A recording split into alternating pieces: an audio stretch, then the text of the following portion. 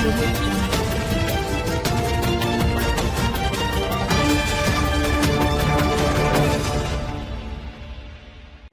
मैं अंजना और आप देख रहे हैं आंचलिक खबरें टॉप 10। आइए बढ़ते हैं देश दुनिया की बड़ी खबरों की ओर।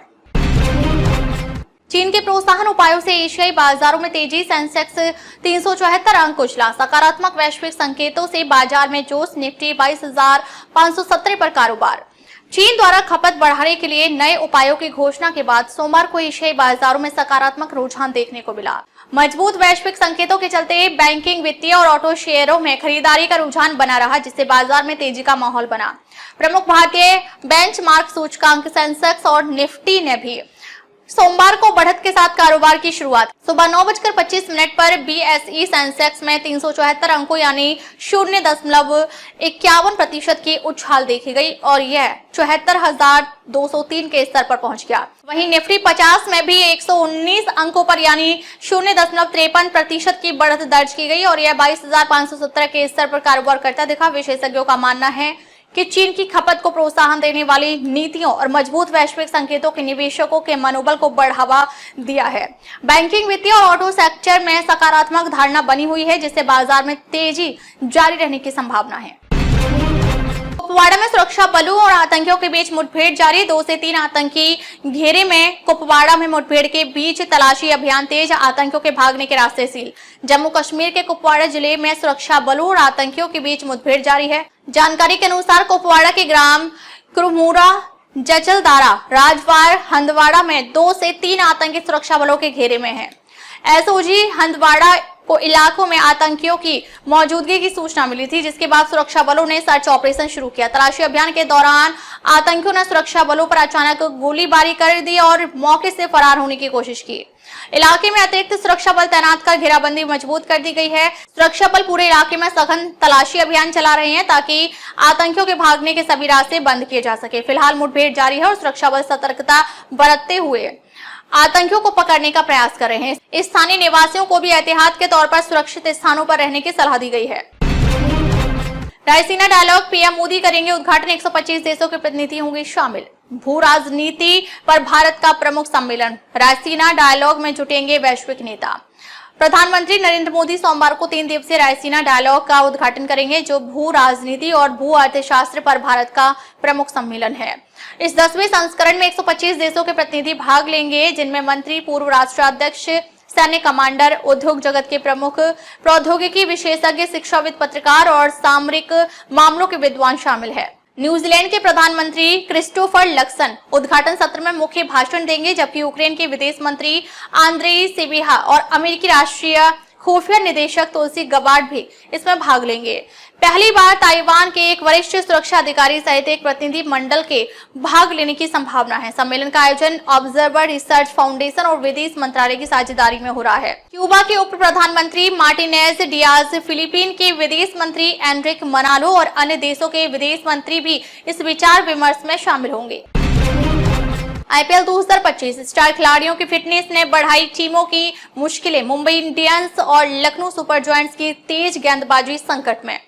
इंडियन प्रीमियर लीग यानी आईपीएल के 18वें संस्करण की शुरुआत नजदीक है, लेकिन मुंबई इंडियंस और लखनऊ सुपर जायंट्स जैसी टीमों में चिंता का माहौल है। इसका कारण उनके स्टार खिलाड़ियों की फिटनेस है। मुंबई इंडियंस के तेज गेंदबाज जसप्रीत बुमराह और लखनऊ के मयंक यादव शुरुआती चरण में नहीं खेल पाएंगे।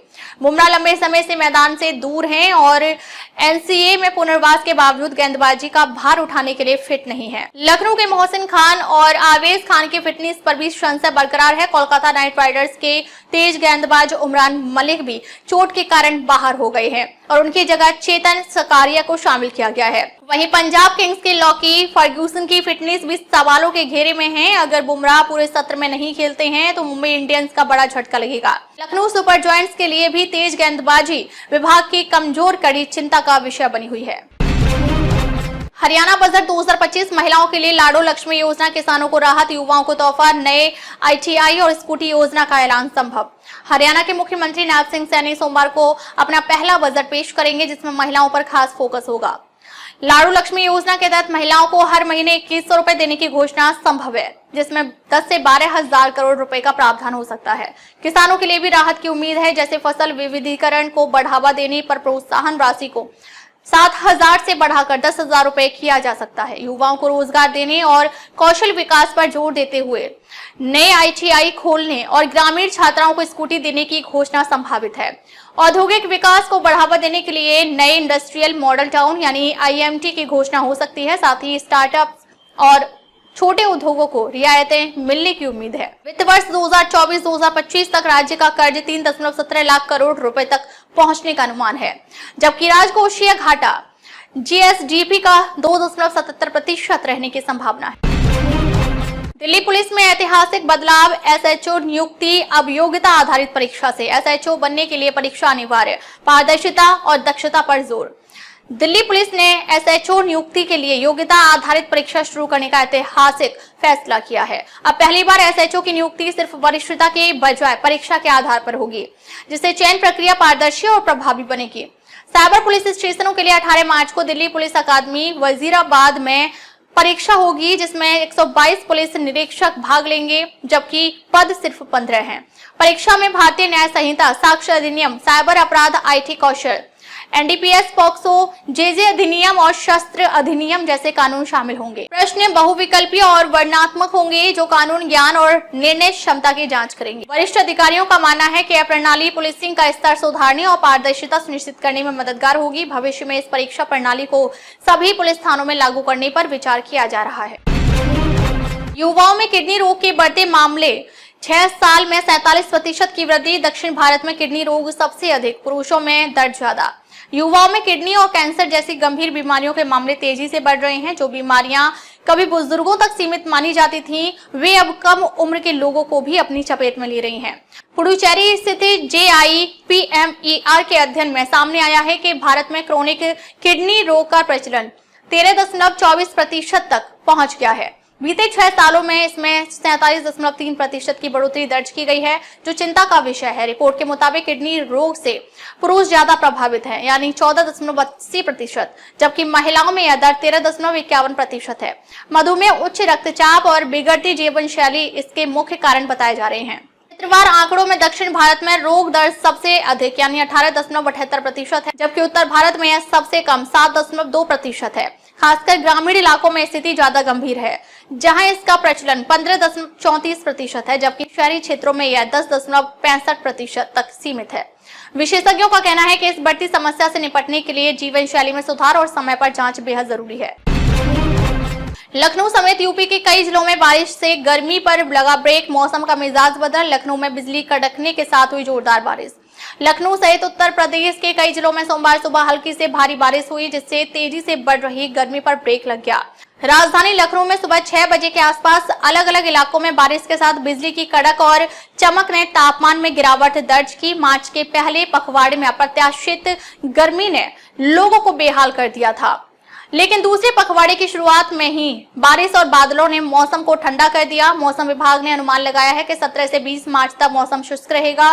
बंगाल की खाड़ी से चलने वाली पूर्वा हवा 21 और 22 मार्च को मौसम में बदलाव लाएगी, जिससे सोनभद्र, मिर्जापुर, बलिया और वाराणसी में बूंदाबांदी की संभावना है। 24 मार्च से तापमान में दोबारा वृद्धि होने और महीने के अंत तक लू जैसी परिस्थितियां बनने का पूर्वानुमान है। रविवार को वाराणसी में अधिकतम तापमान 37.5 डिग्री सेल्सियस और लखीमपुर खीरी में न्यूनतम तापमान 24 डिग्री सेल्सियस दर्ज किया गया। इसरो को बड़ी सफलता, चंद्रयान 5 मिशन को केंद्र की मंजूरी। चांद पर भारतीय दाव फिर मजबूत, इसरो और जापान मिलकर भेजेंगे चंद्रयान 5। इसरो के नए अध्यक्ष वी नारायणन ने बड़ी घोषणा की है। चंद्रयान 5 मिशन को केंद्र सरकार से हरी झंडी मिल गई है। खास बात यह है कि इस बार भारत अकेले नहीं बल्कि जापान के साथ मिलकर चांद की सतह का गहन अध्ययन करेगा। बेंगलुरु में एक समारोह के दौरान नारायणन ने बताया कि 3 दिन पहले ही इस महत्वाकांक्षी मिशन को मंजूरी मिली है। चंद्रयान 5 में 250 किलोग्राम का भारी भरकम रोवर भेजा जाएगा, जो चंद्रयान 3 के प्रज्ञान रोवर से 10 गुना बड़ा होगा। मिशन का मकसद चांद की सतह का बारीकी से विश्लेषण करना है। इसरो प्रमुख ने वैज्ञानिकों और टीम के प्रयासों की तारीफ करते हुए कहा कि तकनीकी प्रगति से देश को नई ऊंचाइयों पर ले जाना उनकी प्राथमिकता है। विशेषज्ञों का मानना है कि चंद्रयान 5 मिशन भारत को चंद्र अन्वेषण में शीर्ष पर पहुंचाने में अहम भूमिका निभाएगा। कर्नाटक में अब तक की सबसे बड़ी ड्रग्स बरामदगी, मंगलुरु पुलिस ने जब्त किए 75 करोड़ के MDMA। कर्नाटक के मंगलुरु में पुलिस ने अब तक की सबसे बड़ी ड्रग्स की खेप पकड़ी है। मंगलुरु पुलिस ने 38 किलो MDMA ड्रग्स जब्त की है, जिसकी बाजार में अनुमानित कीमत करीब 75 करोड़ रुपए बताई गई है। इस मामले में 2 अफ्रीकी महिलाओं को गिरफ्तार किया गया है। मंगलुरु के पुलिस कमिश्नर अनुपम अग्रवाल ने बताया कि कर्नाटक पुलिस के इतिहास में अब तक की सबसे बड़ी ड्रग्स बरामद की है। गिरफ्तार महिलाओं में से एक पश्चिमी अफ्रीका की निवासी हैं, जो साल 2020 में बिजनेस वीजा पर भारत आई थी। दूसरी महिला नाइजीरिया की रहने वाली हैं और 2016 में भारत पहुंची थी।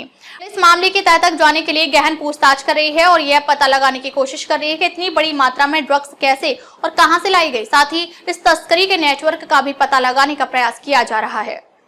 तब तक के लिए बस इतना ही। फिर मिलते हैं कुछ ऐसी ही बड़ी खबरों के साथ। तब तक के लिए नमस्कार और देखते रहिए आंचलिक खबरें, अपनों की खबर आप तक।